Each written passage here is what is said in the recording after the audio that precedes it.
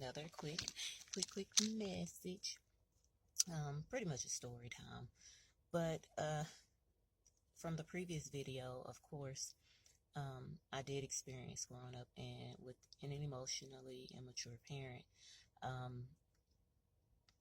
There were a lot more things going on. I was never allowed to say anything. This was one thing that was kind of like a triangulation.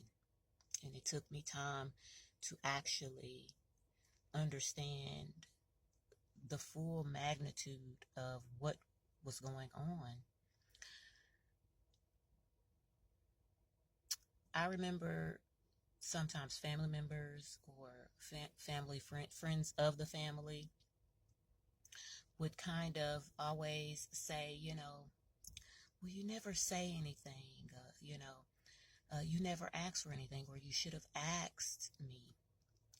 In my household, having an aggressive parent that is very emotionally immature, I was not allowed to, number one, ask for things from that parent. Two, what happened in our house stayed in our house. That was my teaching. That was what I was brought up on. I did not have the ability to say, I'm being harmed. I could only walk around, and what was visible about what's going on in my life had to be seen. But a lot of people took the role of, it's not my business. Let me tell you this. If a child is visibly distraught, not getting what they need as an adult, and this child is within your community, it is your business. Or you get the participation award. And I know we all get things and we learn things hindsight, so I don't hold grudges for those things, but I do and stay aware of patterns that I don't want to be a part of, that I don't want to play a role in. And I have played a role in not being my best self. I have not always been the best for every person in my life. And I like to be thankful to know that every year I've gotten better. And some of the times that I wasn't the best, I probably was still a child myself. But the point is, I was made to be a parentified child, meaning I had to be able to regulate my emotions better than my own parent. And I did. And that's a sad thing, is people put so much time and effort in regulating an adult person's emotions and putting so much into them and not telling them where to take it, and that they need to stop, and that they are doing a disservice to not only themselves but their child, their one child. You put that child to be parentified, to have to be mature, while everybody sits around looks. That child is being harmed emotionally. And the thing is, when you have an adult that is emotionally immature, they shouldn't be having children. Just like in the help, and I didn't mean to bring it there, but when she said that lady should not be having children, that's a truth. And no one wants to speak on it. Take children out of negative homes sooner than later. You don't have to keep waiting around. You don't have to take them out. Take them out. Or speak up. Because if you don't, that tells me that, maybe there's still something wrong with you. And maybe there's some healing you need to do. And maybe you need to be understanding. I am not a parent.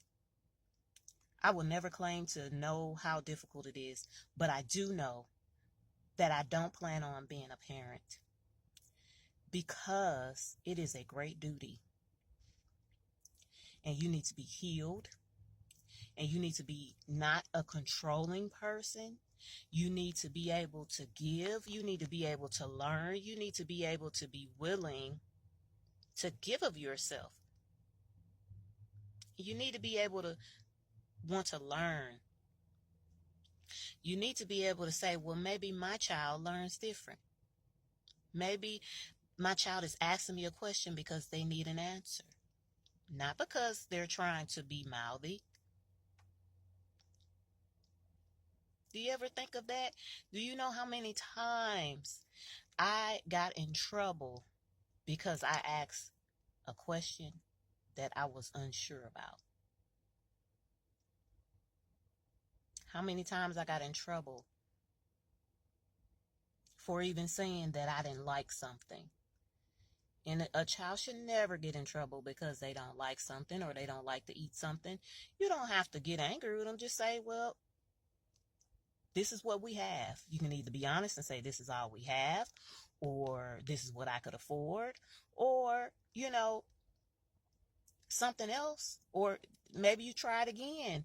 But when it's just those simple things of quick story in a story, right? Because who doesn't love a story in a story? This was something told to me by my very own mother. She has passed on, and I have settled myself with her have passed on. A lot of people think that I'm still deeply grieving, and grief comes and goes. Don't get me wrong, healing is a process, so I heal as time goes on, but I'm not in a deep grief where people think that I am, where I just cannot cope. I'm coping. I have adjusted to she's gone. And mainly because I believe that after her passing and after my father's passing as well, I could see hindsight a little bit more. And this is why I'm going to tell this story. When you have a child that does not like something that they're eating, number one, allow them to taste a small sample of it. It's just that simple. And I'm not a parent, but this is what it takes to be a parent. It's time consuming. You have to be careful with what you say and what you do, or you shouldn't be having babies. Okay. If they don't like it, give them a small amount. If they don't like it, don't keep putting it on their plate. Try a new way to find something new for them to eat. The story is that this came straight from her mouth. So if it was a lie, she told the lie. I was before going to school, so 3, 4 years old. She puts a specific food on my plate. I ate everything but this one thing. That tells you I wasn't wasteful. I just simply did not want to eat that thing, right? Instead of her stopping there and saying she ate everything but this one thing, instead of feeding me something different on the next meal, she put that same thing back in front of me. This is something that I've been told, and I know good and well somebody else probably could corroborate it. This is not a case. We're not on the legal team, but I'm just going to say it like that anyway. The point is, I didn't eat it and that next meal. I didn't get anything else to eat. This is what she told me. I'm not even at school age yet, but I'm definitely not classified as an infant or under 2 years old I'm 3, 4 years old. The next meal comes around after that meal. She puts it back in front of me again, and I didn't eat it.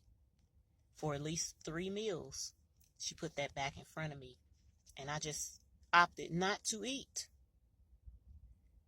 Then she said after that, she decided to say, well, if I she doesn't really like this. If I keep trying to put this in front of her, my baby gonna starve. That's immaturity.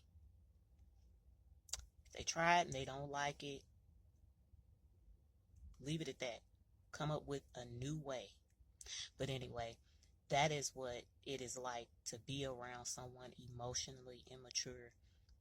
And I know I got off on this conversation, but for me it makes sense, and for someone else it might make sense. And if it helps just one person to understand that maybe what they went through or what they're doing could be harmful, then I did my job. All right, y'all. When we